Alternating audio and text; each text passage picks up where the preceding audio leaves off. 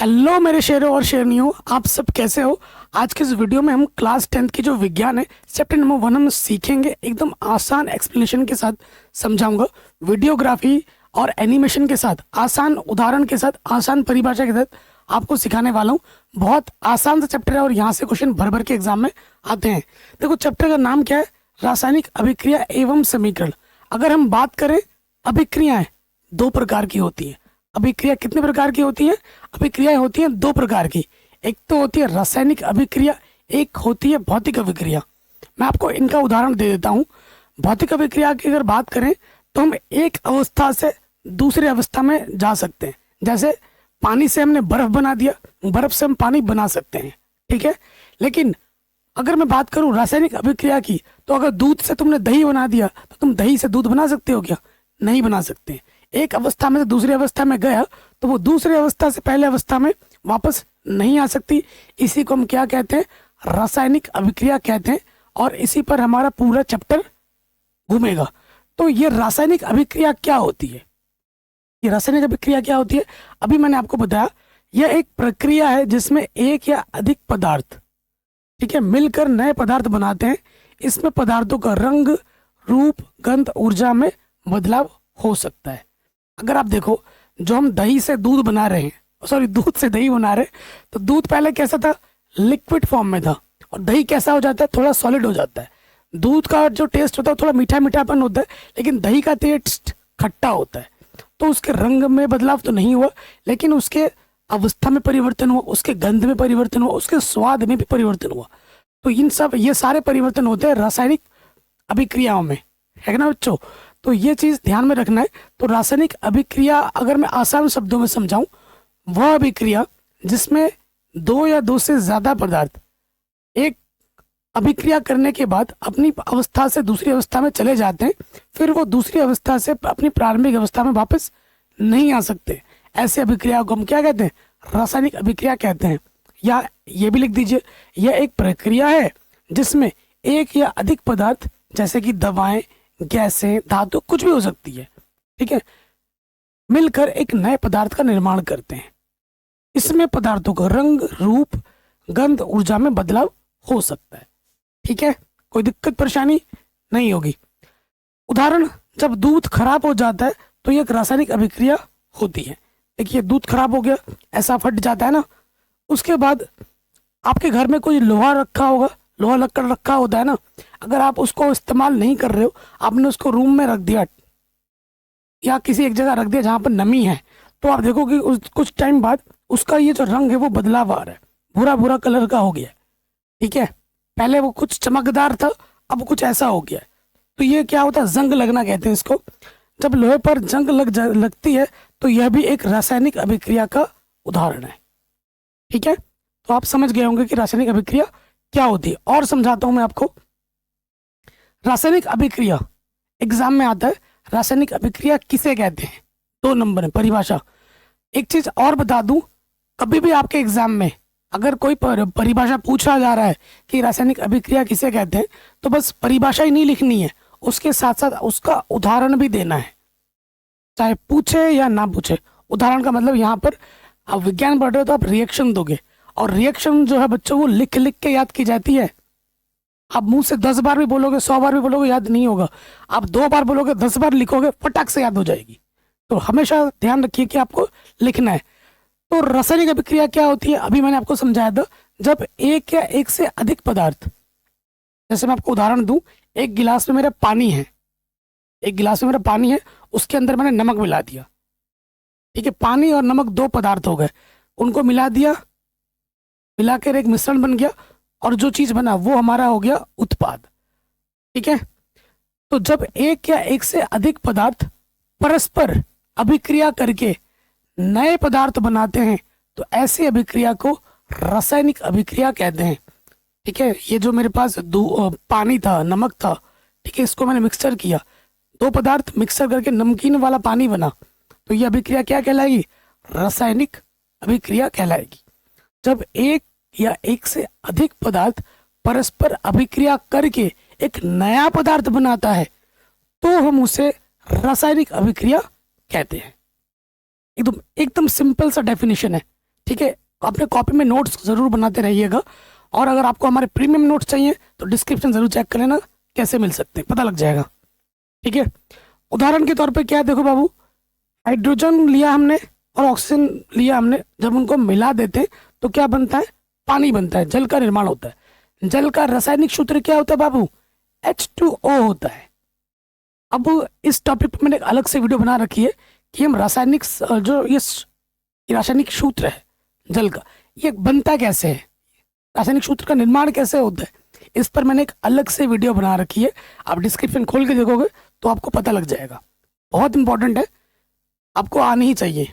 ठीक, तो देखिए हमारे पास ये हाइड्रोजन है, ये ऑक्सीजन है, ये रिएक्शन करेगा, ये आपस में मिलेंगे हाइड्रोजन और ऑक्सीजन, तो क्या करेंगे, जल का निर्माण करेंगे। हाइड्रोजन के 2 अणु लेते हैं और ऑक्सीजन का 1 अणु लेते हैं, और ये मिलकर क्या बनाता है, पानी बनाता है। अगला टॉपिक है रासायनिक अभिक्रिया में होने वाले परिवर्तन। जब जब रासायनिक अभिक्रिया होगी बच्चों, तो कुछ ना कुछ परिवर्तन जरूर होगा। पहले जैसा था, बाद में जैसा है, उसमें कुछ ना कुछ परिवर्तन होगा ही होगा। ठीक है, ये परिवर्तन आपका अवस्था का हो सकता है कि पहले द्रव अवस्था में था, अब सॉलिड में हो जाए या गैस में हो जाए, कुछ अवस्था में परिवर्तन जरूर होगा। गंध में परिवर्तन होता है, स्वाद में परिवर्तन होता है, अवस्था में परिवर्तन होता है, तो बहुत प्रकार के परिवर्तन होते हैं। चलिए मैं आपको यहाँ दिखा देता हूँ। सबसे पहला परिवर्तन होगा, देखो जब कोई रासायनिक अभिक्रिया होती है तो निम्न परिवर्तन होते हैं। कौन कौन से परिवर्तन होते हैं, जैसे कि रंग में परिवर्तन होगा। किसमें परिवर्तन होगा बच्चों, रंग में परिवर्तन होगा। उसके बाद उसकी अवस्था में परिवर्तन होता है कि पहले कुछ अवस्था थी, अब दूसरी कोई अवस्था हो रही हो। ठीक है, उसके तापमान में भी परिवर्तन होता है। देखो अगर मैं एक उदाहरण देता हूँ सिंपल, तो जब भी परिवर्तन होगा तो उसका टेम्परेचर में कुछ ना कुछ परिवर्तन होगा, चाहे घटेगा या फिर बढ़ेगा, होगा कुछ ना कुछ परिवर्तन। ठीक है, तापमान में। और गैस का उत्सर्जन होता है, जब भी रासायनिक अभिक्रिया होगी गैस जरूर निकलेगी। ठीक है, हमारे शरीर में भी भैया रासायनिक अभिक्रिया होती है, हम भी गैस छोड़ते हैं। पाद मार दो कि नहीं मार दो, तो भाई गैस हम भी छोड़ते हैं, हमारे शरीर में भी ये सारी क्रियाएं हो रही हैं। ठीक है, आप खाना खाते हो सुबह, क्या दाल खा लिया, चावल खा लिया, और सुबह कुछ और ही निकल रहा है, तो मुंह में डालने से लेकर सुबह के निकलने तक ये जो क्रियाएं हो रही हैं, विभिन्न प्रकार की क्रियाएं हो रही है, ये सब रासायनिक अभिक्रियाएं ही हैं। ठीक है बच्चों, तो ये सारे परिवर्तन होते हैं जब भी रासायनिक अभिक्रिया होती है। रंग में परिवर्तन होता है, अवस्था में परिवर्तन होता है, तापमान में परिवर्तन होता है, गैस भी निकलती है, गैस का उत्सर्जन भी होता है। उत्सर्जन मतलब निकलना, ठीक है, बाहर कुछ निकलना। अब जैसे यहाँ पे देखिए रासायनिक अभिक्रिया में होने वाले परिवर्तन, यहाँ रंग में परिवर्तन हो रहा है। मैं उदाहरण देखिए यहाँ पर चित्र में, तो ये पहले लिक्विड था, ये देखो अब जैसे जैसे मिल रहा है ये येलो हो जा रहा है। पहले ये पिंक कलर का था, आपने नोटिस किया, स्टार्टिंग में ये पिंक कलर का था, देखिए पिंक कलर है, ऐसे में मिला रहा हूँ, घुला रहा हूँ, तो इसका धीरे धीरे कलर बदल रहा है, ये क्या हो गया, येलो कलर का हो गया थोड़ा थोड़ा। तो रंग में परिवर्तन होता है, जब भी आपकी रासायनिक अभिक्रिया होगी तो कुछ ना कुछ जो रंग में है, कलर में चेंजेस जरूर होते हैं। ठीक, दूसरा जो परिवर्तन होता है अवस्था में, देखिए इस बंदे ने क्या किया, थोड़ा लिक्विड लिया, लिक्विड क्या किया, इसमें डाला, बीकर में लिक्विड फॉर्म में डाला, और लेकिन ये क्या बन गया, फोम बन गया। तो इसके अवस्था में क्या हो गया, परिवर्तन हो गया। डाल वो रहा है पानी की तरह, लेकिन निकल रहा है फोम की तरह, तो इसके अवस्था में यहाँ पे परिवर्तन होता है। तो जब भी रासायनिक अभिक्रिया होती है तो अवस्था में उसके परिवर्तन जरूर होता है। ठीक है, अगला वाला देखिए, तापमान में परिवर्तन। ये बंदा क्या कर रहा है, कुछ मिक्सचर लेके बीकर में डाल रहा है, डाला, और जब इसने चेक किया तो 20 डिग्री सेल्सियस था। तो कुछ ना कुछ परिवर्तन जरूर होता है। आपको मैं एक सिंपल सा उदाहरण देता हूँ जो आपके डेली लाइफ में आप करते हो। जो प्लास्टर ऑफ पेरिस होता है, जो चूना पट्टी करते हैं ना घरों पे, सफेदी करते हैं, वो ले लो, और आपके घर का पानी, पहले जब चूना उठाओगे आपके हाथ में तो वो उतना गर्म नहीं होगा, वो सिंपल रहेगा, लेकिन वही चूना हाथ में लेके तुम पानी के अंदर डुबो लो, इतना गर्माहट होगा, इतनी गर्माहट निकलेगी, तुम्हें खुद एहसास होगा, तुम फटाफट से उसके अंदर डाल के अपना हाथ पानी में धो लोगे, है ना। तो उसके जैसे ही हमने उस पीओपी प्लास्टर ऑफ पेरिस को, चूने को, चूना टाइप जो होता है, उसको हमने पानी के अंदर डुबोया, तो फटाक से उसका जो टेम्परेचर में चेंजेस आने लग गए, है ना। क्यों? क्योंकि वहां पर हो रही है रासायनिक अभिक्रिया। कैसे हुई? जब हमने पीओपी को पानी, दो चीज को मिलाया तो रासायनिक परिवर्तन हुआ। तो रासायनिक परिवर्तन में साधारण सी बात है कि टेम्परेचर में बदलाव जरूर होता है, घट भी सकता है बढ़ भी सकता है, यहाँ बढ़ा। ठीक है, तो इसमें देखिए एग्जाम्पल हमने क्या लिखा है, हम बीकर में 20 डिग्री सेल्सियस पर पानी को देखते हैं। देखोगे 20 डिग्री सेल्सियस पर पानी को देख रहे हैं, सोडियम हाइड्रोक्साइड को मिलाया जाता है। अगर इसमें हम सोडियम हाइड्रोक्साइड को ऐसे मिला देते हैं तो इससे घोल का तापमान 42 डिग्री सेल्सियस तक बढ़ जाता है। अभी सिर्फ पानी है, जैसे ही उसके अंदर हमने सोडियम हाइड्रोक्साइड ऐसे डाला और ऐसे घोल दिया, तुरंत कितना डिग्री सेल्सियस तक बढ़ गया? पहले 20 था, अब 20 प्लस 42 कम से कम 62 डिग्री सेल्सियस हो गया। तो कितना डिग्री बढ़ गया? 42 डिग्री सेल्सियस तक तापमान बढ़ गया उसका। जैसे उसके अंदर हमने क्या मिला? सोडियम हाइड्रोक्साइड मिला। ये इंडिकेट करता है कि रासायनिक अभिक्रिया में जो तापमान में परिवर्तन होता है, घट भी सकता है बढ़ भी सकता है। जरूरी नहीं है कि बढ़ेगा हर बार, ये जरूरी नहीं है। घट भी सकता है बढ़ भी सकता है। वो डिपेंड करता है कि कैसी रासायनिक अभिक्रिया हो रही है। ठीक, गैस का उत्सर्जन, हमेशा गैस जरूर निकलेगी। जब जब रासायनिक अभिक्रिया होगी तो गैस जरूर निकलेगी। आपको मैं उदाहरण देता हूँ, हम घर पे खाना पकाते हैं, हम चूल्हा जलाते हैं, लकड़ी जलाते हैं, तो गैस जरूर निकलती है। ठीक है, वो भी एक प्रकार का क्या है? रासायनिक परिवर्तन है, रासायनिक अभिक्रिया है। तो क्या होता है बाबू? गैस जरूर निकलती है। ये देखिए, इसको जलाया हमने, जैसे इसको जलाया, देखो यहाँ पे दिख रहा होगा, ये गैस निकल रही है। तो ये सारे परिवर्तन होते हैं। क्या आप जानते हैं कि हमारे जीवन में होने वाली सारी घटनाएं रासायनिक अभिक्रियाएं होती हैं? हम पानी पी रहे हैं, हम खाना खा रहे हैं, हम कुछ भी कर रहे हैं, तो ये कुछ ना कुछ किसी ना किसी रूप में ये सारे की सारी क्रियाएं रासायनिक अभिक्रियाएं हैं। पर ऐसी कौन सी घटनाएं हैं? आप सोचोगे कि भैया होती तो हैं, लेकिन वो घटनाएं कौन सी हैं? घटनाएं कौन सी? यही तो है साइंस का मजा। हमारे शरीर में और हमारे आसपास जो भी चीज हो रही है वो सब विज्ञान है ना। देखिए, भोजन का पाचन, अब चित्रों को ध्यान से देखना, ये एनिमेशन है, सारे एनिमेशन है। अगर आप यहाँ देखोगे, ये हमारी खाने की नली है। ठीक है, यहाँ से देखो हमने क्या किया, हमें दाल चावल बहुत पसंद है, हमने चावल लिया, दाल लिया, मिक्स करके मुंह में डाला, चबाया, और यहाँ भोजन पेट में गया, पाचन हुआ, और सुबह कुछ और निकल गया। तो ये चीज क्या है? ये जो अभिक्रिया है, ये एक रासायनिक अभिक्रिया है। खा कुछ रहे हैं, निकल कुछ और रहा है, तो ये क्या है? अवस्था में परिवर्तन है ना। जब खाना होता है तो कितना स्वादिष्ट होता है, कितना सुगंधित होता है, दिखने में कितना अच्छा होता है, और भैया जब निकलता है वही बदबूदार मैं बोलना नहीं आता, छोड़ो, श्वसन पे आ जाओ। देखो हम क्या करते हैं, ऑक्सीजन ले रहे हैं, हम ऑक्सीजन ले रहे हैं और छोड़ क्या रहे हैं? Carbon dioxide. ऑक्सीजन ले रहे हैं, कार्बन डाइऑक्साइड छोड़ रहे हैं। ठीक है, तो ये प्रकार का हो गया। लोहे पर जंग लगना देख लीजिए, पहला लोहा ऐसा था, उस दिन घर के अंदर रख दिया तो ऐसा हो गया, तो ये अवस्था में इसके परिवर्तन हो गया, जंग लग गया। फिर यहाँ देखिए दही का बनना, आजकल गर्मी चल रही है, गर्मी में तो दही सब लोग खाते हैं, ट्रेंड चलता है ना दही, तो दूध से दही बनना, ये सब हमारे रासायनिक अभिक्रिया के उदाहरण है। अब मैं आपको बताऊंगा कि अभिकारक क्या होते हैं और उत्पाद क्या होते हैं। बहुत आसान है। मैंने आपको एक सिंपल सा उदाहरण दिया था कि हमने एक गिलास में पानी लिया था और नमक लिया था, उसको हमने मिला दिया था। तो जो चीज़ आप ले रहे हो वो होता है अभिकारक, और जो चीज़ बनती है अभिक्रिया होने के बाद उसे हम कहते हैं उत्पाद। तो हमने ये जो एक गिलास पानी लिया था और नमक लिया था और मिला दिया था, तो ये क्या था? हमारा अभिकारक था। और मिलाने के बाद जो नमकीन वाला पानी बना वो हमारा क्या था बाबू? वो था हमारा उत्पाद। तो देखिए परिभाषा क्या हो जाएगी, ऐसे पदार्थ जो किसी रासायनिक अभिक्रिया में भाग लेते हैं क्या कहलाते हैं? अभिकारक कहलाते हैं। ऐसे पदार्थ जो किसी रासायनिक अभिक्रिया में भाग लेते हैं, हिस्सा लेते हैं, क्या कहलाते हैं? अभिकारक कहलाते हैं। अभिकारक को अंग्रेजी में कहते हैं रिएक्टेंट। और उत्पाद क्या होता है? ऐसे पदार्थ जिनका निर्माण रासायनिक अभिक्रिया के बाद होता है, उसे हम क्या कहते हैं? उत्पाद कहते हैं, अंग्रेजी में बोलते हैं प्रोडक्ट।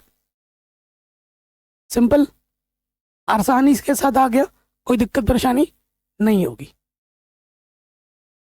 जैसे ये देखिए, मैं हमने ये उदाहरण लिया था ना, ये जो मेरा हाइड्रोजन था और ये जो मेरा ऑक्सीजन है, ठीक है, तो ये हमारे क्या है बाबू, अभिकारक है। अभिक्रिया में भाग लेने वाले पदार्थ को हम क्या कहते हैं, अभिकारक कहते हैं। और उसके बाद क्या बना, पानी बना, H2O। तो ये H2O हमारा क्या है बाबू, उत्पाद है। क्या है, उत्पाद है। ठीक, नेक्स्ट में आ जाते हैं, रासायनिक समीकरण बहुत इंपॉर्टेंट है, बहुत ज़्यादा इंपॉर्टेंट है, एग्जाम में आता है। रासायनिक समीकरण किसे कहते हैं या कितने प्रकार की होती है, रासायनिक समीकरण को संतुलित करना हर साल एग्जाम में आता है। चैप्टर नंबर 1 बहुत आसान है और हाई स्कोरिंग भी है। ठीक है, आपका जो 70 नंबर का पेपर होगा आपके एग्जाम में, तो पहले चैप्टर से ही 10 नंबर का आ जाता है। छोटा सा चैप्टर है, आसान चैप्टर है, 10 नंबर का आता है। तो बहुत जो पढ़ा रहा हूँ आज के वीडियो में वहीं से ही आएगा क्वेश्चन। ठीक है, तो रासायनिक समीकरण क्या होता है, जो मैंने अभी हाइड्रोजन लिखा था, जो मैंने ऑक्सीजन लिखा था, फिर पानी बना था, इन सभी को जब हम सूत्रों के द्वारा लिखते हैं, उनके प्रतीकों के द्वारा लिखते हैं, ठीक है, उनके प्रतीकों के द्वारा लिखते हैं, तो हम उन्हें क्या कहते हैं, रासायनिक समीकरण कहते हैं। ठीक है, तो वही चीज मैंने यहाँ लिखा है परिभाषा में, देखिए, किसी रासायनिक अभिक्रिया में भाग लेने वाले अभिकारकों तथा अभिक्रिया के फलस्वरूप उत्पन्न होने वाले उत्पादों को, देखो यहाँ पर मैंने हाईलाइट कर दिया, प्रतीकों तथा सूत्रों द्वारा निरूपित करने को, प्रतीकों तथा सूत्रों द्वारा निरूपित करने को रासायनिक समीकरण कहते हैं। ये मेन पार्ट है, इसको मैंने हाईलाइट कर दिया है। ठीक है, जो भी हमारा रासायनिक अभिक्रिया होती है, रासायनिक अभिक्रिया में भाग लेने वाले अभिकारक को और उत्पाद को जब हम उनके सूत्रों द्वारा, उनके प्रतीकों द्वारा निरूपित करते हैं, तो हम उन्हें क्या कहते हैं, रासायनिक समीकरण कहते हैं। तो उन्हें हम क्या कहते हैं बाबू, रासायनिक समीकरण कहते हैं। जैसे देखिए, ये हमारा क्या बाबू, मैग्नीशियम है। मैग्नीशियम और हाइड्रोक्लोरिक अम्ल आपस में अभिक्रिया करके, प्लस मतलब अभिक्रिया कर रहे हैं, क्या बना रहा है, मैग्नीशियम क्लोराइड बना रहा है और हाइड्रोजन बना रहा है। ये एक प्रकार की क्रिया है, रासायनिक अभिक्रिया है। अब इसी को जब हम इसके सूत्रों और प्रतीकों द्वारा निरूपित कर दूंगा, तो उसे मैं क्या कहूंगा, रासायनिक समीकरण कहूंगा। जैसे मैग्नीशियम को किससे दर्शाते हैं, Mg से। ठीक है, हाइड्रोक्लोरिक अम्ल को किससे दर्शाते हैं, HCl से। तो ये जो हाइड्रोक्लोरिक अम्ल को HCl से ही क्यों दर्शाते हैं, किसी और से क्यों नहीं, तो इसी को मैंने एक अलग से वीडियो में बना रखा है, डिस्क्रिप्शन में लिंक मिलेगी, इसको देखने के बाद जाके देखिएगा। फिर ये मैग्नीशियम क्लोराइड है, MgCl2। ठीक है, ये भी सूत्र कैसे बना वो सब मैंने सिखा रखा है। हाइड्रोजन H2, ये कैसे बना ये सब मैंने सिखा रखा है, ठीक है, उस वीडियो में। तो देखो, इन सबको जब मैंने इनके प्रतीक और सूत्र द्वारा निरूपित कर दिया, तो ये हमारी क्या होगी बाबू, रासायनिक समीकरण हो गई। ठीक है, एक टिप्स आपको और है, टिप्स क्या है देखो, ठीक, टिप्स क्या है कि आपको 1 से लेकर कम से कम 30 तक, कक्षा 10 में हो ना, 1 से लेकर 30 तक सीरियल वाइज तत्व के नाम, उनका परमाणु क्रमांक और उनका प्रतीक याद होना चाहिए। जैसे हाइड्रोजन का 1 होता है, हीलियम का 2 होता है, लिथियम का 3 होता है, बेरिलियम का 4 होता है, बोरोन का 5 होता है, कार्बन का 6 होता है, नाइट्रोजन का 7 होता है, ऑक्सीजन का 8 होता है। ऐसे करके कहाँ तक, 30 तक याद कर लीजिएगा। अगर आपको नहीं पता तो मुझे कमेंट कर दीजिएगा, मैं अलग से वीडियो बना दूंगा, याद करने की ट्रिक भी सिखा दूंगा। ठीक है, ट्रिक भी सिखा दूंगा। और जो मैं बोल रहा हूँ ना नीचे, कि सूत्र बनाना, सूत्र आप तभी बना पाओगे जब ये 1 से लेकर 30 तक आपको याद होंगे, उनके प्रतीक याद होंगे, उनकी संयोजकता पता होगी। संयोजकता वगैरह सीखा होगा ना कक्षा 9 में, नहीं सीखा है तो मुझे कमेंट कर दीजिएगा, मैं अलग से वीडियो बना दूंगा, संयोजकता कैसे निकालते हैं। ठीक है, ये सब चीज़ इंपॉर्टेंट है, कक्षा 9 में आपने सीखा होगा, नहीं सीखा है तो आपका भाई आपके साथ सिखा देगा, टेंशन मत लीजिए, बस कमेंट कर देना। ठीक, अब आता है ढांचा रासायनिक समीकरण। ठीक है, ढांचा रासायनिक समीकरण। अब आजकल मैं थोड़ा सूख गया हूँ, पतला हो गया हूँ ना, पहले थोड़ा ऐसा था, मैं 2 साल पहले मेरी वीडियो देखोगे ना, ऐसा ऐसा था मैं, अब थोड़ा सा सूख गया हूँ, थोड़ा सा बीमार चल रहा हूँ 2 साल से, मेंटल प्रॉब्लम भी है और थोड़ा सा शारीरिक बीमारी भी है, तो ये चीज़ हम पे हावी हो गई। अब तो मैं तो ढांचा लग गया हूँ ना, पतला हो गया हूँ। तो यहाँ पर ढांचा का मतलब क्या है, यहाँ क्या लिखा है, ढांचा रासायनिक समीकरण। ढांचा को मतलब यहाँ पर, ढांचा का मतलब है यहाँ पर असंतुलित। ढांचा का मतलब क्या है बाबू, असंतुलित। असंतुलित रासायनिक समीकरण किसे कहते हैं? ढांचा रासायनिक समीकरण क्या होता है? तो रासायनिक समीकरण के बाईं तरफ और दाईं तरफ जितने भी तत्व होते हैं, अगर उनकी संख्या समान नहीं है तो उन्हें हम ढांचा रासायनिक समीकरण कहते हैं या असंतुलित रासायनिक समीकरण कहते हैं। परिभाषा देखिए, यदि रासायनिक समीकरणों में अभिकारकों और उत्पादों को संतुलित नहीं किया जाता है तो उसे ढांचा रासायनिक समीकरण कहते हैं। ठीक है, अभिकारक बाईं तरफ, उत्पाद दाईं तरफ, अगर संतुलित नहीं है, संतुलित का मतलब समान नहीं है, तो उसे हम क्या कहते हैं? ढांचा रासायनिक समीकरण कहते हैं। उदाहरण देखिए, ये मेरे पास क्या है बाबू? Mg है, ये O2 है ऑक्सीजन, और ये MgO है। इधर Mg कितना है? देखिए इधर Mg कितना है? 1 है बाईं तरफ। दाईं तरफ कितना Mg है? 1 है। ठीक है, चलो यहाँ ऑक्सीजन देखो, ऑक्सीजन O लिखा है ना मैंने, कितना है? 2 है, मतलब 2 है, और यहाँ कितना है? 1 है। संतुलित है क्या? इधर 2, सॉरी इधर 1, संतुलित है? नहीं है। सारे संतुलित होने चाहिए। जैसे मैग्नीशियम संतुलित है दोनों तरफ, ऐसे ऑक्सीजन को भी संतुलित होना चाहिए था दोनों तरफ। क्या है जी? नहीं। तो ये संतुलित नहीं है क्योंकि इधर 2 है, इधर 1 है ऑक्सीजन, तो संतुलित नहीं है। तो ये जो समीकरण है इसे हम क्या कहेंगे? ढांचा रासायनिक समीकरण कहेंगे या असंतुलित रासायनिक समीकरण कहेंगे। ठीक है, और बोर्ड एग्जाम में हर साल असंतुलित रासायनिक समीकरण को संतुलित करने के लिए आता ही आता है। 3 नंबर में, 4 नंबर में हर साल आ जाता है। 2 नंबर में तो मिनिमम है, आएगा ही आएगा, 2 से ज़्यादा ही आता है, लेकिन मिनिमम 2 नंबर में हर साल आता है। और कभी भी आप उदाहरण दोगे तो ये जो रासायनिक समीकरण के रूप में आप उदाहरण दोगे वो हमेशा संतुलित ही होनी चाहिए। आप ऐसा उदाहरण दोगे तो आपको वो काट दिया जाएगा, गलत है वो। हमेशा जो समीकरण लिखा जाता है रासायनिक समीकरण, वो हमेशा संतुलित ही होना चाहिए। ये दिमाग में डाल लो, ठीक? अच्छा, आपके मन में एक सवाल जरूर आएगा, थोड़ी देर बाद में बताऊंगा कि रासायनिक समीकरण को संतुलित करना आवश्यक क्यों है। ठीक है, ये प्रश्न आपके मन में आया? नहीं आया ना? तो भाई प्रश्न आने चाहिए आपके मन में। अगर प्रश्न नहीं आ रहे तो आप सीख नहीं रहे हो। जो भी सर बता रहे हाँ हाँ हाँ सर, हाँ सर, प्रश्न करना सीखो, जिज्ञासा होनी चाहिए। जब आपके अंदर से प्रश्न बनेंगे तो आपके अंदर जिज्ञासा हो रही है किसी चीज़ को जानने की, सीखने की, क्यूरियोसिटी होनी चाहिए। तब आप जाके साइंस हो, गणित हो, सीखना चाहते हो, सीख रहे हो। अगर कुछ सीखने की चाहत ही नहीं है, कुछ मन से प्रश्न ही नहीं आ रहे, तो फिर कोई फायदा ही नहीं है पढ़ने का। ठीक है बच्चों, ये ध्यान रखिए। अगला टॉपिक आता है संतुलित रासायनिक समीकरण क्या है, जिसे हम अंग्रेजी में कहते हैं बैलेंस्ड केमिकल इक्वेशन। क्या होता है बैलेंस में? क्या होगा? जो जितने बाईं तरफ है उतने ही क्या होने चाहिए? दाईं तरफ होने चाहिए। सीधी सी भाषा में अगर बोलूं, आम भाषा में, अभिकारक में जितने तत्व में जो चीज है उत्पाद में उतने ही होने चाहिए, तो वो बैलेंस्ड है, संतुलित है, नहीं तो नहीं। तो देखिए, वह रासायनिक समीकरण जिसमें दोनों पक्षों में, दोनों पक्ष मतलब अभिकारक में भी और उत्पाद में भी, प्रत्येक तत्व के परमाणुओं की संख्या बराबर होती है। प्रत्येक तत्व की परमाणुओं की संख्या, जैसे मैग्नीशियम इधर था, उधर भी मैग्नीशियम है, इधर भी 1 है और उधर भी 1 है, तो दोनों तरफ समान है। सभी सारे तत्वों की, सिर्फ मैग्नीशियम की नहीं, अभिक्रिया में जितने भी तत्वों ने भाग लिया है उनकी परमाणुओं की संख्या क्या होनी चाहिए? समान होनी चाहिए, बराबर होनी चाहिए। तो उसे हम क्या कहते हैं? संतुलित रासायनिक समीकरण कहते हैं। तब जाके उसको आप कह पाओगे। तो शुद्ध परिभाषा क्या है? वह रासायनिक समीकरण जिसमें दोनों पक्षों में प्रत्येक तत्व के परमाणुओं की संख्या बराबर होती है उसे संतुलित रासायनिक समीकरण कहते हैं, कहलाती है। उदाहरण देखिए, जैसे ये मैग्नीशियम है, 2HCl है, MgCl2 प्लस H2 है।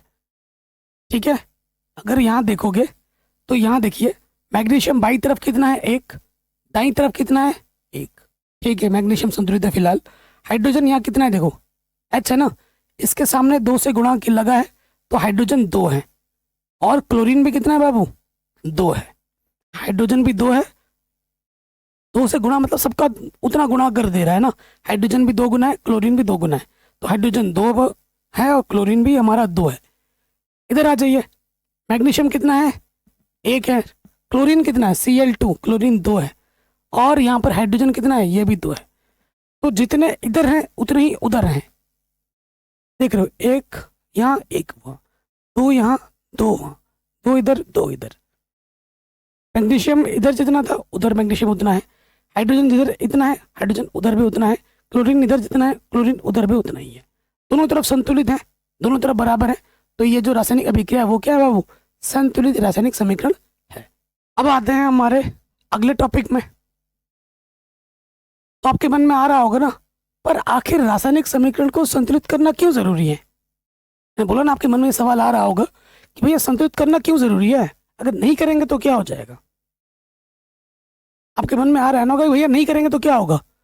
तो देखो मेरे भाई, हम जो भी पढ़ रहे हैं सबसे मेन चीज़ है भगवान का एग्जिस्टेंस, ठीक है।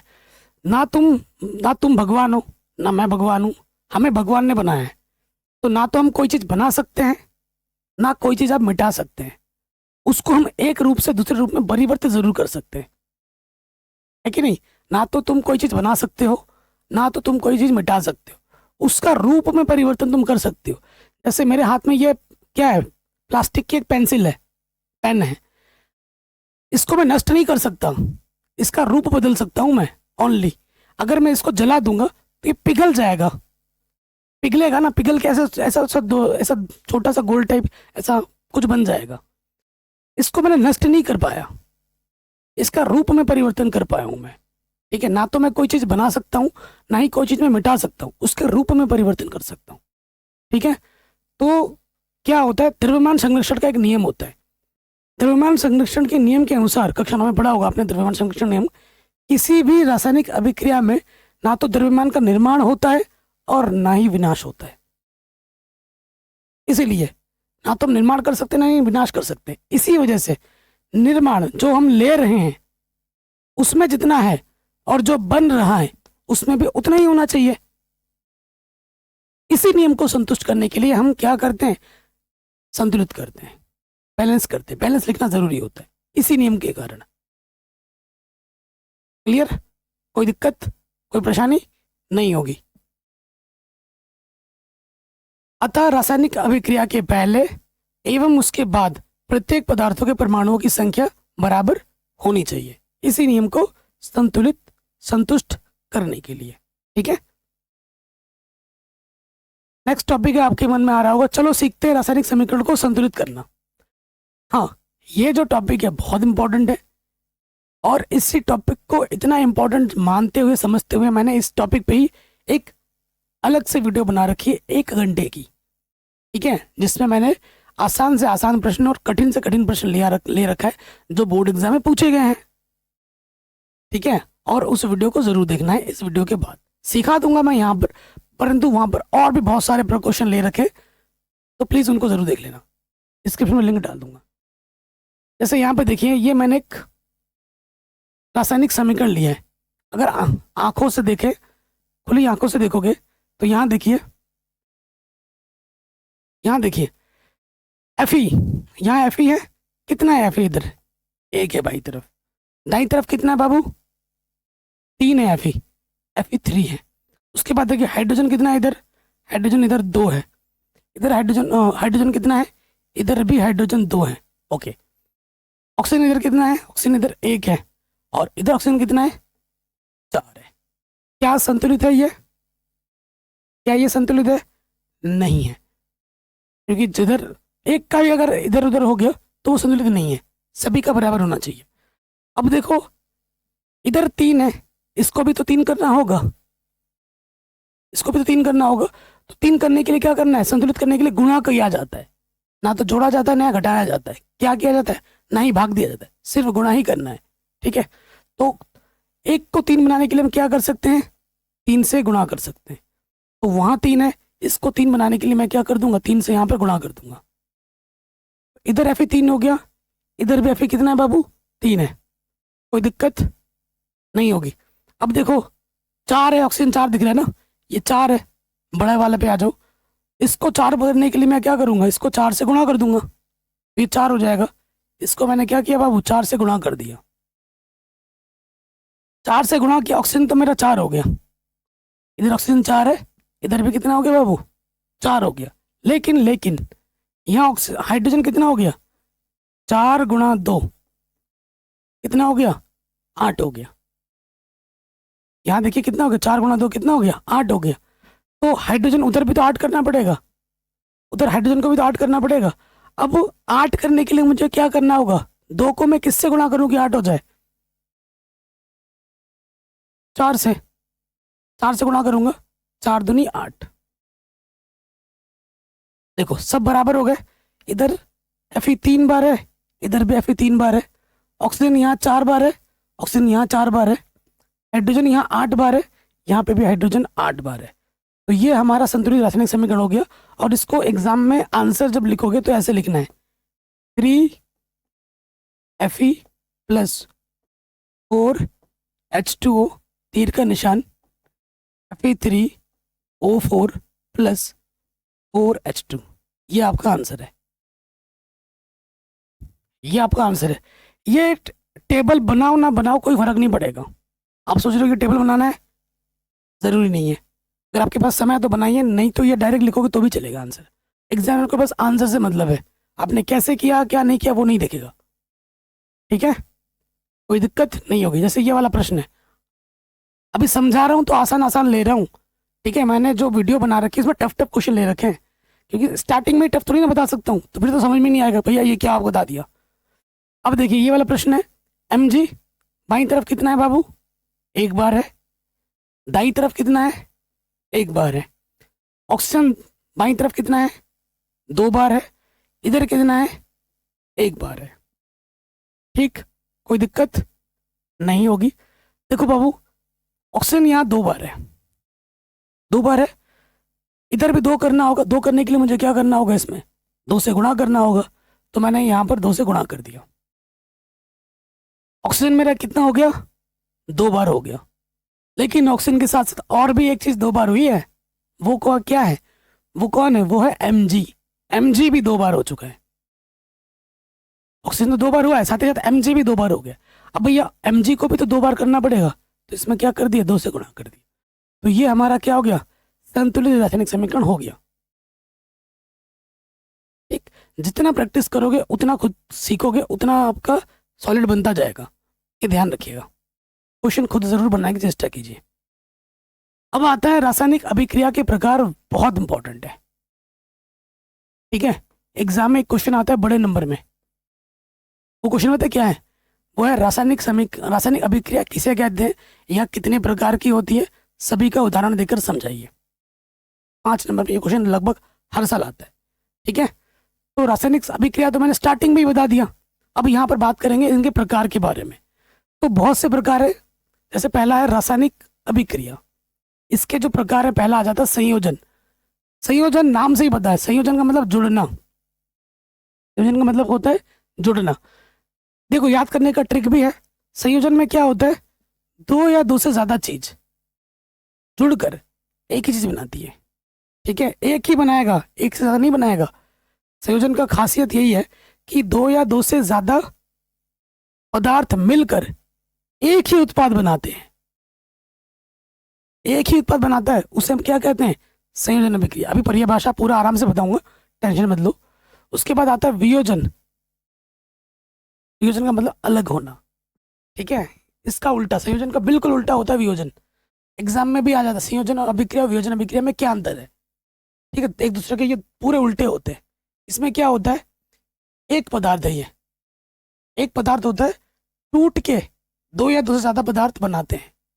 मतलब अभिकारक एक ही होता है, उत्पाद 2 या 2 से ज्यादा बनते हैं। और यहाँ पर अभिकारक 2 या 2 से ज्यादा होता है, उत्पाद एक ही बनता है। ये सबसे बड़ा अंतर है। उसके बाद आता है विस्थापन।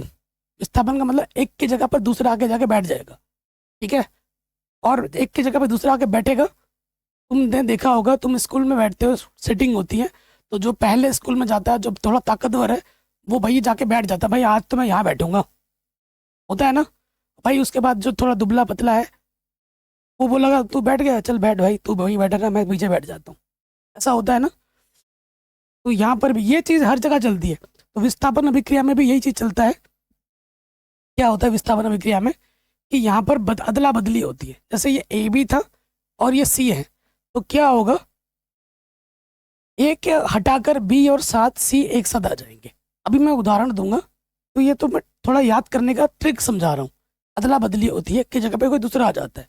अभी जैसे सपोज करो आमतौर पे ए और बी गर्लफ्रेंड बॉयफ्रेंड है, तो फिर क्या हुआ कि लड़की जो है, ठीक है, वो क्या करेगी, वो ए को डंप कर देगी और सी के साथ आ जाएगी और ए बेचारा सिंगल हो जाएगा। ठीक है, यही तो चल रहा है आजकल। ठीक है, उसके बाद द्वि विस्थापन में क्या होता है, द्वि विस्थापन में होता है अदला बदली। द्वि विस्थापन में क्या होता है भैया, अदला बदली। ये ए बी है प्लस सी डी है, तो यहाँ देखो क्या हो जाएगा, ए के साथ क्या आ गया, ए के साथ आ गया डी और बी के साथ क्या आ गया, सी। तो ये होता है द्वि विस्थापन अभिक्रिया। अब इनको एक एक करके परिभाषा बताऊंगा, उदाहरण भी दूंगा, टेंशन मत लीजिए आप। ओके, चलिए पहले नंबर पे हम आ जाते हैं, संयोजन अभिक्रिया, जिससे अंग्रेजी में बोलते हैं कॉम्बिनेशन रिएक्शन। ये क्या होती है, मैंने आपको स्टार्टिंग में बोल दिया, संयोजन का मतलब क्या, जुड़ना। वह रासायनिक अभिक्रिया जिसमें दो या दो से ज्यादा पदार्थ मिलकर एक ही पदार्थ बनाते हैं, एक ही उत्पाद बनाते हैं, उसे हम संयोजन अभिक्रिया कहते हैं, उसे हम संयोजन अभिक्रिया कहते हैं। देखिए परिभाषा देखिए, वह रासायनिक अभिक्रिया जिसमें दो या दो से अधिक प्रकार के पदार्थों के अणु परस्पर जुड़कर केवल केवल एक ही प्रकार के पदार्थ के अणु बनाते हैं, उसे हम संयोजन अभिक्रिया कहते हैं। ठीक है, अब देखिए ये चित्र बनाना, इसको बनाओ ना बनाओ वो आपकी चॉइस है, ये जरूरी नहीं है, लेकिन जरूरी क्या है, जरूरी ये उदाहरण है, ये उदाहरण जरूरी है, ये जरूरी नहीं है। हमने क्या लिया, हमने लिया सोडियम, हमने लिया क्लोरीन, सोडियम और क्लोरीन को हमने मिलाया तो हमें क्या मिला, सोडियम क्लोराइड। यहाँ पर दो अभिकारक हैं लेकिन उत्पाद एक ही है। यहाँ पर दो से ज्यादा भी हो सकता है अभिकारक, अभिकारक दो या दो से ज्यादा हो सकते हैं लेकिन उत्पाद एक ही होगा। ऐसे अभिक्रिया को हम क्या कहते हैं, संयोजन अभिक्रिया कहते हैं। वह रासायनिक अभिक्रिया जिसमें दो या दो से ज्यादा अभिकारक मिलकर एक ही उत्पाद का निर्माण करते हैं, उसे हम संयोजन अभिक्रिया कहते हैं। 2Na + Cl2 रिएक्शन करके क्या बनाएंगे, 2NaCl बनाएंगे। ठीक है, ये अभिक्रिया कैसी है, संतुलित है। ध्यान रखिए, जो भी आप एग्जाम्पल देंगे एग्जाम में वो संतुलित ही होना चाहिए। ठीक है, और ये रिएक्शन कैसे याद होंगी, लिख लिख के, बोल के नहीं, लिख लो, कॉपी में जितना लिखोगे आपके दिमाग में छप जाएगा। अगला आता है वियोजन। वियोजन में का मतलब है टूटना, अलग होना। ठीक है, वियोजन अभिक्रिया में जो अभिकारक होता है वो एक होता है, उत्पाद दो या दो से ज्यादा बन सकते हैं। उल्टा होता है एकदम, संयोजन का बिल्कुल उल्टा होता है वियोजन। क्या है, वह अभिक्रिया जिसमें अवयवी तत्व छोटे छोटे सरल यौगिकों में विभाजित हो जाते हैं। यह अभिक्रिया ऊष्मा, प्रकाश अथवा विद्युत द्वारा संपन्न होती है। ऊष्मा द्वारा संपन्न हो रही है तो ऊष्मीय वियोजन, ठीक है, विद्युत द्वारा संपन्न हो रही है तो विद्युत वियोजन। ठीक,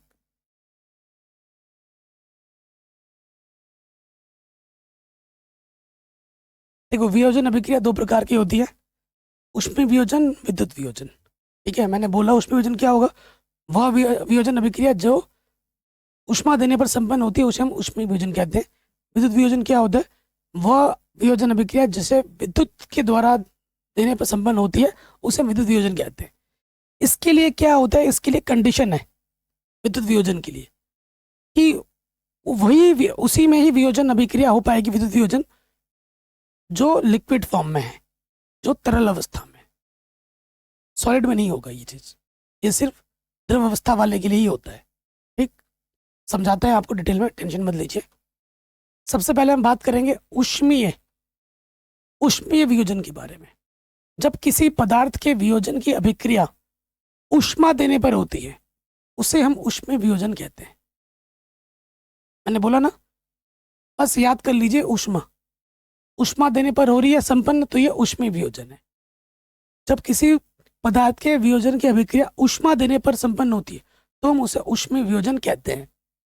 ठीक है, अब देखो बच्चों, मैं आपको ये समझा रहा हूँ, आपका समय बचा रहा हूँ।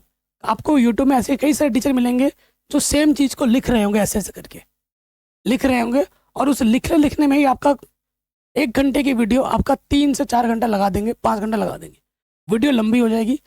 सेम चीज़ मैं आपको कम समय में उससे बेहतर वे में समझा रहा हूँ, वीडियोग्राफी एनिमेशन की मदद से। ठीक है, देखिए एग्जाम्पल देख लीजिए। देखिए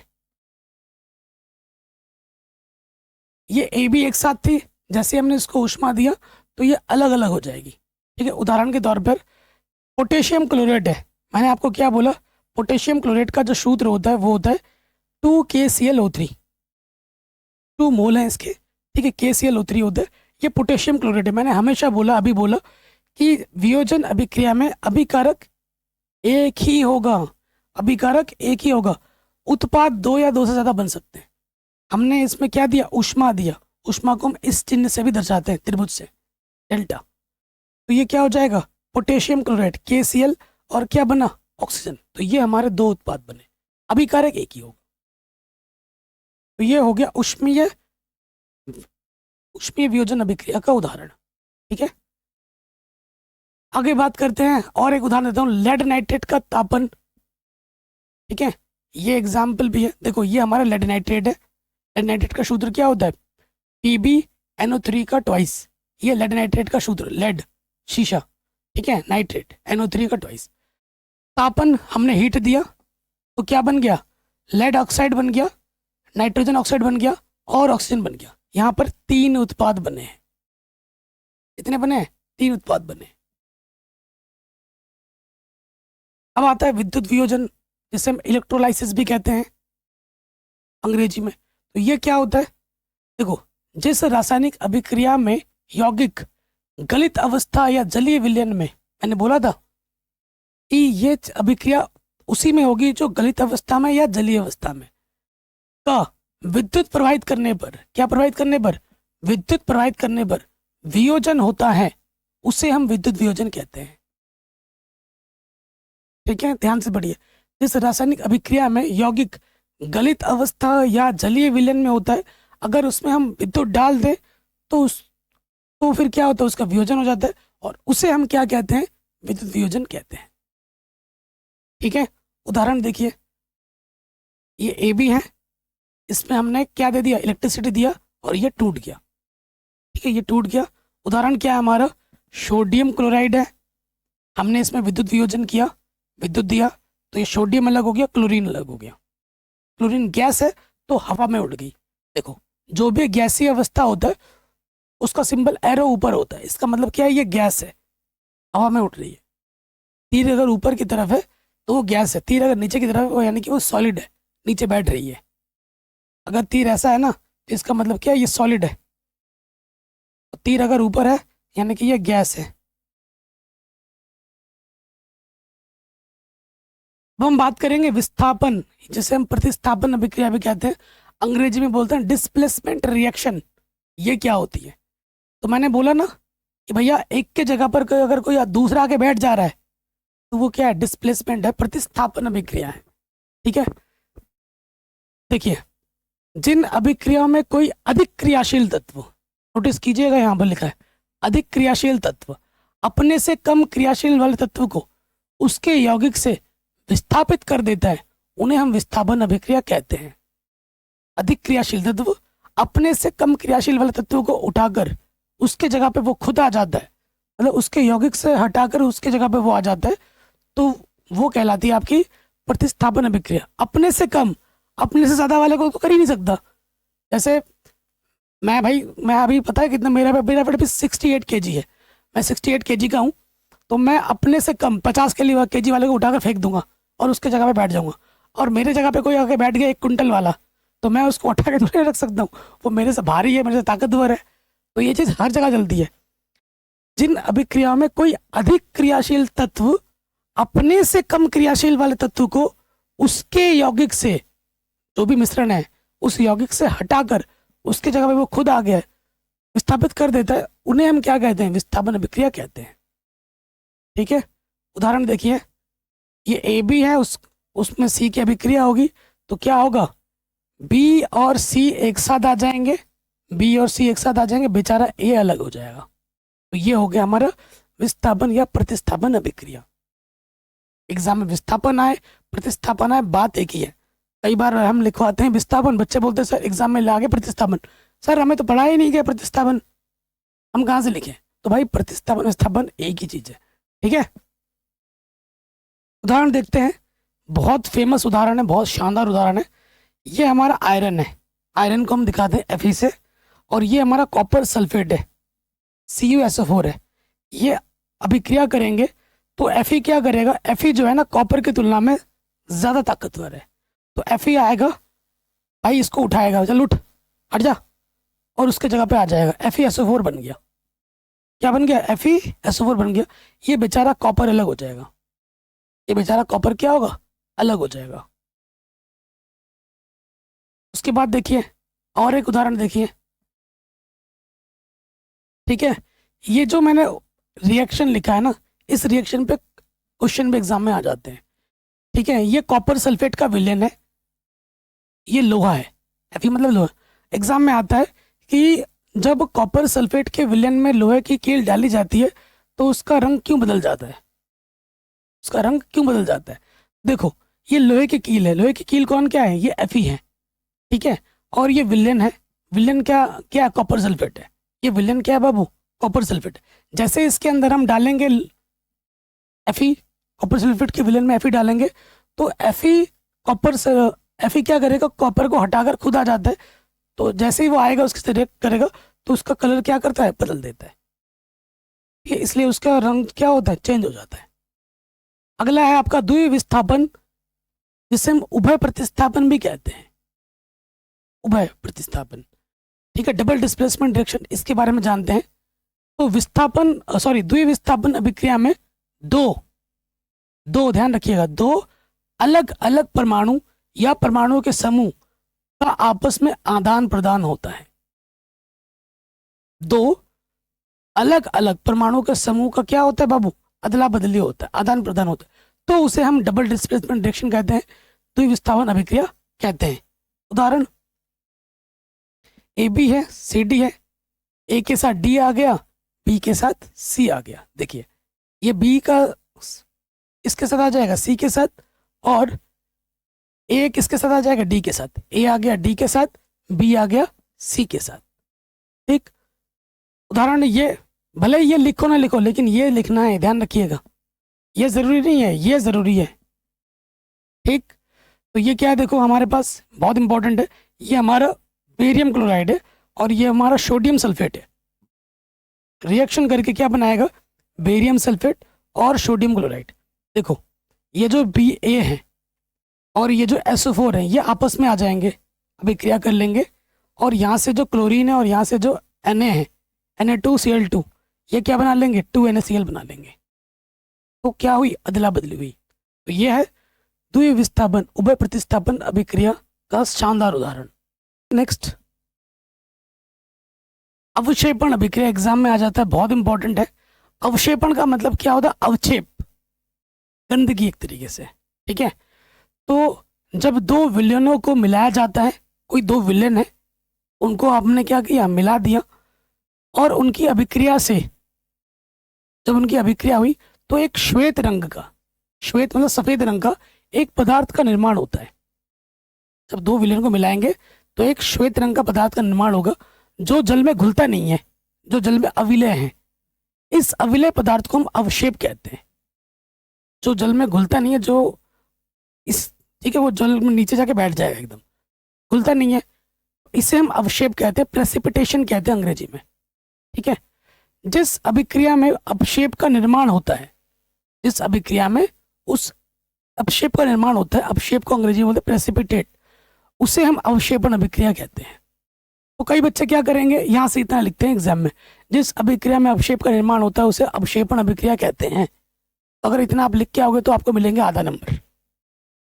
कई बच्चे ओवर स्मार्ट बनते हैं कि भैया इतना ही लिखूंगा मैं, और ये पूछा ना मुझसे कि अवक्षेपण किसे कहते हैं, जिस अभिक्रिया में अवक्षेप का निर्माण होता है उसे अवक्षेपण अभिक्रिया कहते हैं। इतना लिखोगे तो आधा नंबर मिलेगा, 2 नंबर का है तो आधा नंबर मिलेगा, 1.5 नंबर काट दिए जाएंगे। पूरा लिखना है, पहले बताना है कि अवक्षेप क्या होता है, उसके बाद लिखना है अवक्षेपण अभिक्रिया। ठीक है, यह अभिक्रिया द्विविस्थापन अभिक्रिया का ही एक उदाहरण है। ठीक है, जैसे ये वाला है ना, बेरियम क्लोराइड और सोडियम सल्फेट, यहाँ पे ये जो BSO4 बना है ना, बेरियम सल्फेट, ये हमारा प्रेसिपिटेट है, अवक्षेप है सफ़ेद रंग का। एग्जाम में आ भी जाता है कि भैया अवक्षेपण अभिक्रिया में ये जो BSO4 बनता है इसका कलर कैसा होता है, तो आप लिखोगे सफ़ेद होता है। ठीक है, अगला आता है रासायनिक अभिक्रिया के प्रकार ऊर्जा के आधार पर। ऊष्माशोषी अभिक्रिया, ऊष्माक्षेपी अभिक्रिया, ये बहुत इंपॉर्टेंट है और एग्जाम में हर साल आते हैं, हर साल। तो रासायनिक अभिक्रिया ऊर्जा के आधार पर दो प्रकार की होती है। एक तो होता है ऊष्माशोषी। ऊष्माशोषी मतलब जिसे ऊष्मा चाहिए। ठीक है, ऐसी अभिक्रिया जिसमें ऊष्मा की आवश्यकता होती है उसे हम ऊष्माशोषी अभिक्रिया कहेंगे। और ऐसी रासायनिक अभिक्रिया जिसमें रासायनिक अभिक्रिया के दौरान ऊष्मा निकलती है उसे हम ऊष्माक्षेपी अभिक्रिया कहते हैं। इसमें ऊष्मा निकलती है, देखो ऊष्मा यहाँ लगा है, निकल रही है, और इसमें इसको जरूरत है, प्लस में अभिकारक में ही लगा है, और यहाँ उत्पाद में लगा है। उत्पाद मतलब निकल रहा है, और अभिकारक में लगा है, यानी कि उसको जरूरत है। ठीक है, ऊष्माशोषी अभिक्रिया क्या होती है मैंने बोल ही दिया। ऊष्माशोषी अभिक्रियाओं में अभिक्रिया के दौरान ऊष्मा अवशोषित होती है, ऊष्मा की जरूरत होती है, इसीलिए उसको हम ऊष्माशोषी कहते हैं। ठीक है, एग्जाम्पल देख लीजिए, जैसे प्रकाश संश्लेषण। ठीक है, ये जो पौधा अपना खाना बनाता है, अगर सूरज की नहीं ना मिलेगा उसको तो वो अपना खाना ही नहीं बना पाएगा। तो प्रकाश संश्लेषण अभिक्रिया क्या है, वो एक ऊष्माशोषी अभिक्रिया है, उसमें प्रकाश की जरूरत है खाना बनाने के लिए। ठीक, जैसे N2 + O2 और प्लस ऊष्मा जब मिलेगा तब जाके ये अभिक्रिया होती है, 2NO बनाता है। ठीक है, ऊष्माक्षेपी एक्सोथर्मिक मतलब ऊष्मा इसमें निकलती है, वह रासायनिक अभिक्रिया जिसमें अभिक्रिया के उपरांत ऊष्मा निकलती हो उसे हम ऊष्माक्षेपी अभिक्रिया कहते हैं।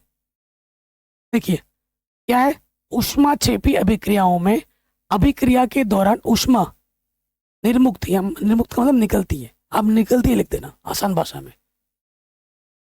उदाहरण देख लीजिए, श्वसन।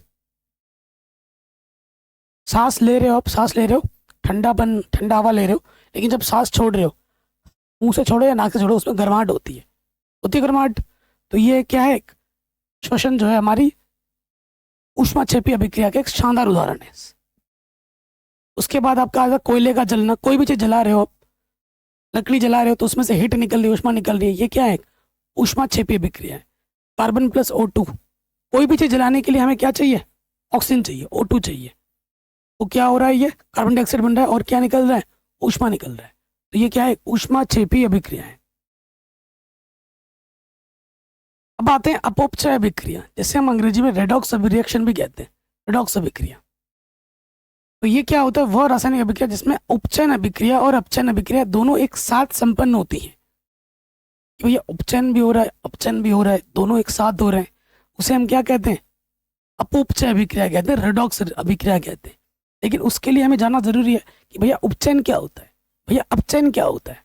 ये तो आपने बताया नहीं, आप डायरेक्ट रेडॉक्स बता रहे हो, तो अभी बताते हैं, टेंशन मत लीजिए। ठीक है, तो सबसे पहले पर ये उपचयन और अपचयन क्या है, आपके मन में आ रहा होगा ना, सर आपने बोल तो दिया ऐसी रासायनिक अभिक्रिया जिसमें उपचयन अभिक्रिया और अपचयन अभिक्रिया एक साथ संपन्न होती है, उसे हम अपोपचय अभिक्रिया कहते हैं। लेकिन भैया ये उपचयन क्या है, ये अपचयन क्या है, ये तो बताइए हमें, बताते हैं। चलो इसको समझते हैं।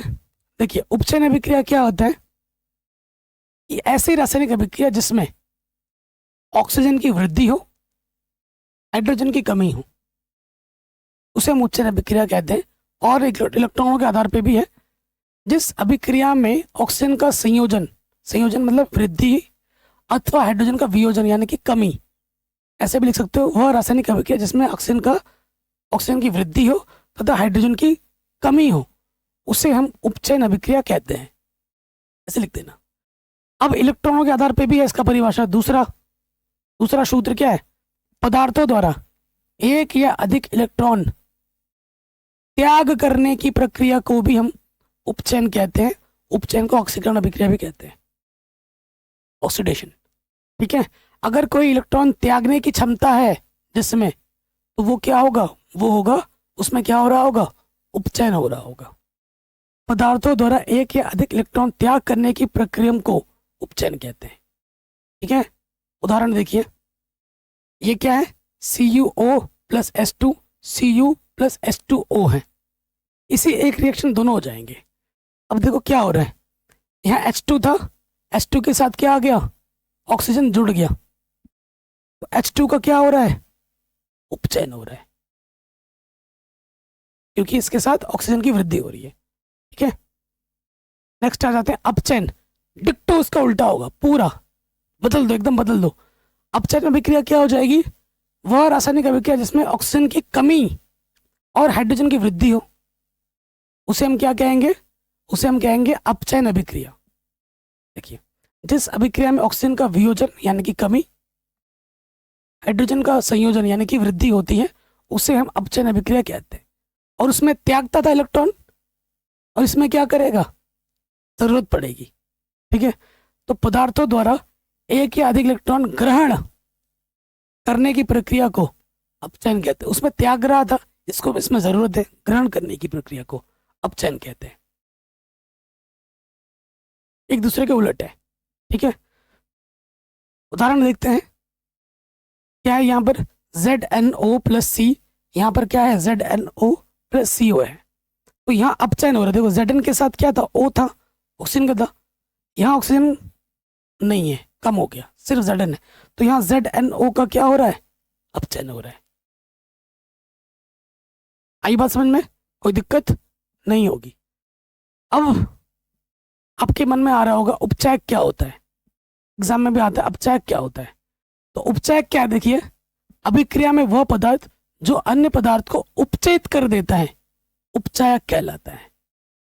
जो पदार्थ है किसी को ना पद क्या कर दे रहा है, उपचयित कर दे रहा है, तो वो क्या कहलाता है, उपचयक कहलाता है। जैसे KBr है, पोटेशियम ब्रोमाइड, कॉपर है, ये सब हमारे क्या है, ये हमारे उपचयक है। एग्जाम में आता है कि उपचयक किसे कहते हैं, उदाहरण दीजिए।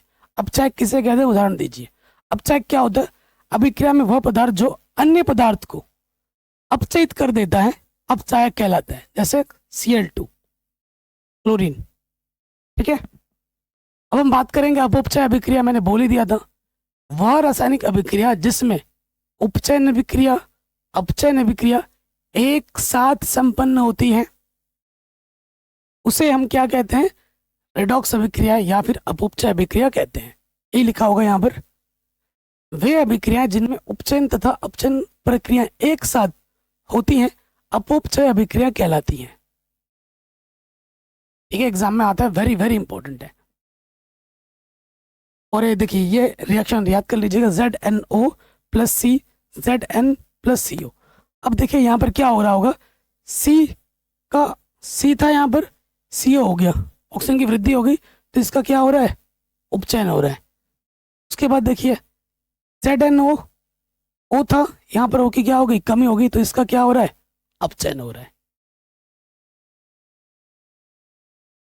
दैनिक जीवन में उपचयन अभिक्रियाओं के क्या प्रभाव पड़ते हैं, बहुत सारे प्रभाव हैं, आइए जानते हैं इसके बारे में। क्या आपको पता है कि लोहे में जंग लगना, चिप्स का पैकेट खुला रखने पर उसका स्वाद बदल जाना उपचयन के कारण होने वाली घटनाएं हैं? क्या पता है आपको? आप देखते हो आपके घर के सामने एक ट्रक खड़ी है, ट्रॉली खड़ी है 2 महीने से 6 महीने से, और उसका कलर धीरे धीरे चेंज हो रहा है, भूरा भूरा हो गया होगा, और वो सड़ रहा है ना, एक तौर पे सड़ रहा है। और आपने देखा होगा जो चिप्स का पैकेट होता है, अपने दुकान में चिप्स खरीदने जाते हो, अंकल हमने तो आपको 10 रुपए दिए हैं, इसमें हवा क्यों भरा है? ठीक है, जो उसके अंदर हवा होती है ना, वो हवा नॉर्मल हवा नहीं है, उसके अंदर नाइट्रोजन है, उसके अंदर क्या है, नाइट्रोजन है। तो वो हवा जो है उसके भी पैसे लगे हैं, और वो हवा जो भरा है उसको, उसके अंदर जो रखा है आपने खाना, उसको वो बचा रहा है उपचयित होने से। उपचयित मतलब ऑक्सीजन के संपर्क में आने से बचा रहा है। अगर कोई चीज कई समय तक अगर ऑक्सीजन के संपर्क में रहेगी तो वो खराब हो जाएगी। अगर लोहा है, कोई भी चीज़ है, तो उसमें जंग लगेगी। अगर आपने कोई खाना बनाया है तो वो उपचयित होके उसका स्वाद बदल जाएगा, उसका गंध बदल जाएगा। आज आपने कोई खाना बनाया, कोई चिप्स बना दिया अपने घर में, कोई चीज़ बनाई जिसको आपने फ्राई किया है, ऑयल में बनाया है, और उसको आप रख दो, एक दो दिन बाद उस डे बाय डे उसका स्वाद में परिवर्तन होगा, उसके गंध में परिवर्तन होगा। 3-4 दिन बाद आप उसके पास नहीं जा पाओगे, खाने की तो बात ही छोड़ दो, है कि नहीं? तो पर वो कैसे, तो कैसे आप, आइए मैं बताता हूँ आपको। संचारण एग्जाम में आता है, टिप्पणी लिखी है। संचारण क्या है, विकृत गंधिता क्या है, एग्जाम में हर साल आता है। संचारण और विकृत गंधिता पर टिप्पणी लिखी है, एग्जाम में हर साल आता है। ठीक है, जब कोई धातु आर्द्रता, वायु, पानी, अम्ल आदि के संपर्क में रखा जाता है तो धातु क्या हो जाती है, संचारित हो जाती है। क्यों? क्योंकि उनका उपचयन हो जाता है। पानी में क्या है, ऑक्सीजन है, ठीक है, अम्ल है, वायु है, सब में ऑक्सीजन है, तो क्या होगा, उनका क्या हो जाता है, उपचयन हो जाता है। ऑक्सीजन के साथ क्रिया करती है, उपचयन हो जाता है और फिर संचारित हो जाती है। उदाहरण, लोहे पर जंग लगना, चांदी पर काली, चांदी जो आप पहन रहे हो अगर वो काली हो जा रही है तो मतलब वो समझो कि वो उपचयित हो रहा है। तांबे पर हरी परत चढ़ जाना, ये सब क्या है, संचारण के उदाहरण है। तो संचारण को हम कैसे बचा सकते हैं? 2 तरीके हैं। आप इनको एक ऐसी जगह पर रखो जहां पर ऑक्सीजन के संपर्क में ना रहे, यानी कि धूप में रख दो, जहां पर पानी ना गिरे, जहां वो हवा के संपर्क में ना रहे। एक ऐसे करके हम इसको बचा सकते हैं। एक काम और कर सकते हैं कि भैया पेंट कर दो, पेंट कर दो। पेंट करने से क्या होता है कि उसके ऊपर एक परत चढ़ जाती है, और जो भी क्रिया होती है वो उस पेंट के साथ होती है। उसके ऊपर एक परत है, सुरक्षा कवच है, उस कवच के साथ क्रिया होती है, लोहे के साथ नहीं होती है। तो पेंट करके भी हम उसको संचारण होने से बचा सकते हैं। यशदे लेपन कर सकते हैं हम, ठीक है। अगला आता है विकृत गंधिता, रेंसिडिटी कहते हैं इसे अंग्रेजी में। देखो, जो भी खाने का चीज आप तेल से बना रहे हो, फैट से बना रहे हो, ठीक है, वसा युक्त और तेलीय खाद्य सामग्री वायु के संपर्क में आने पर उपचयित हो जाते हैं, ठीक है, जिससे उनका स्वाद और गंध में परिवर्तन हो जाता है। इसे हम क्या कहते हैं, विकृत गंधिता कहते हैं। आसान शब्दों में मैंने लिखवा दिया है। और इससे बचाने के लिए हमें क्या करना होगा, इन्हें ऑक्सीजन से बचा के रखना है। इसीलिए जो चिप्स वगैरह होते हैं उनके अंदर जो हवा भरी होती है वो होती है नाइट्रोजन, वो ऑक्सीजन नहीं होती, वो होती है नाइट्रोजन, ताकि ऑक्सीजन के संपर्क में आने से वो बचे रहे और उनका जो कुरकुरा बन है, उनका जो क्रंची बन है, उनका जो टेस्ट है वो सदाबहार बना रहे। आपने देखा होगा दुकान में जो चीज़ आती है, आज लेके आते हो और वो महीने 2 महीने तक वैसे ही रहती है, वो अच्छा नहीं है, क्योंकि वो उसमें इतना टाइम बना है। आप घर का चीज़ सोचो, आज बनाओगे कल खा नहीं पाते हो, और वो चीज़ कब की बनी है, आप कब कब से कब खा रहे हो, लटक रही है, झुलस रही है, उसमें मिलाए जाते हैं प्रिजर्वेटिव्स, ठीक है, आर्टिफिशियल कलर्स, सिंथेटिक्स, दुनियादारी मिला के बनाया जाता है, और उस पर ऐसा चीज़ डाला जाता है ताकि एक बार आप उसको खाओ तो उसका बार बार आपको खाने का मन करे। वो टेस्ट नहीं है, उसमें है बैड बैक्टीरिया, और वो बैड बैक्टीरिया आपके स्टमक में जाता है और आपको वो ब्रेन को इंडिकेट करता है कि भैया मुझे चाहिए, मुझे चाहिए। आपका पेट नहीं बोल रहा कि मुझे खाना चाहिए, वो बैड बैक्टीरिया बोल रहा है आपके ब्रेन को कि मुझे चाहिए। और वो जो आप देखे होगा, जो अगर बाहर के खाना आप खाते हो, आप बीमार पड़ते हो, आप मोटे होते हो। वो जो मोटापन है वो बैड फैट है, गुड फैट नहीं है आपके बॉडी में, ट्रांस फैट है, वो आपको नुकसान करेगा, ठीक है। आजकल ये भी देखा जा रहा है छोटे छोटे बच्चों को हार्ट अटैक आते हैं, क्यों? इसी चीज़ के वजह। हम जब छोटे थे तो हम कुरकुरे फुरकुरे नहीं खाते थे, मम्मी के हाथ का खाना खाते थे, खेलते थे, घूमते थे, फिरते थे। आजकल बच्चे सुबह शाम क्या करते हैं, कुरकुरा खाना है, चिप्स खाना है, लेस खाना है, ये खाना है, वो खाना है, दुनियादारी के सारे बाहर के प्रोडक्ट्स खाने हैं। माँ के हाथ का खाना नहीं खाना, जैसे उनको दाल चावल दो ना, नहीं खाना, मोबाइल देखना है लेटे लेटे, कार्टून देखना है, गेम्स खेलना है, तो फिजिकल एक्टिविटी नहीं रही, खाना वो हो गया एकदम बेकार। इसी वजह से ये सब चीज़ देखने को मिल रही है। हमारे टाइम में तो हमारी मम्मियाँ डंडे मार मार के बोलते सो जा, थोड़ा सो जा, बाहर कम खेल लेना, बाद में खेल लेना। नहीं, हमें तो खेलना है, टायर चलाते थे, खेलते थे। तो भाई आप भी क्या करो, फिजिकल एक्टिविटी बहुत ज़रूरी है, ठीक है। बहुत लेक्चर हो गया, अब हम आते हैं आगे। और 2 टॉपिक है, एक तो होता है मंद अभिक्रिया, एक होता है तीव्र। नाम से ही पता चल रहा है, मंद मतलब धीरे, स्लो, तीव्र मतलब जल्दी, फटाफट। तो मंद अभिक्रिया क्या होती है? वे अभिक्रियाएं जो मंद गति से होती है, धीमी धीमी गति से होती है, उन्हें हम क्या कहते हैं? मंद अभिक्रिया कहते हैं। फॉर एग्जाम्पल H2+I2 क्या बनाता है 2HI। ये बहुत स्लो प्रोसेस है। उसके बाद तीव्र क्या है, जो फट से हो जाए, एकदम जल्दी हो जाए, क्विक। वे रासायनिक अभिक्रिया जो शीघ्रता से हो जाती हैं, 10⁻⁻6 सेकेंड, पलक झपकने से भी पहले हो जाती है, उसे हम कहते हैं तीव्र अभिक्रिया। उदाहरण ये है, ठीक है। तो आज के वीडियो में मैंने आपको वन शॉट में रासायनिक अभिक्रिया एवं समीकरण क्लास 10 साइंस का जो पहला चैप्टर है वो आराम से पढ़ा दिया है, सिखा दिया है, आसान परिभाषा के साथ, एनिमेशन के साथ, उदाहरण के साथ। अगर आपने वीडियो पूरा देख लिया तो प्लीज़ लाइक करें, शेयर करें, और यहीं से प्रश्न आएंगे। बाकी डिस्क्रिप्शन में मैंने 2 वीडियो की लिंक दे रखी है, बाकी सभी चैप्टर्स करा रखे हैं, वो सब भी मिल जाएगा, जाके देख सकते हैं। अगर आपको हमारे जो प्रीमियम नोट्स वो परचेज करने, तो वो कैसे कर सकते हैं उसकी भी डिस्क्रिप्शन में लिंक मिल जाएगी, जाके देख सकते हैं। बाकी अपना रखें ढेर सारा ख्याल। मिलते हैं आपसे नए वीडियो में। चैनल पर नए हो तो प्लीज़ सब्सक्राइब कर लो। सब कुछ मैंने पढ़ा रखा है, विज्ञान, गणित, सामाजिक विज्ञान, सारा चीज़ करा रखा है फ्री ऑफ कॉस्ट। जय हिंद, अपना ख्याल रखें। मिलते हैं आपसे नए वीडियो में।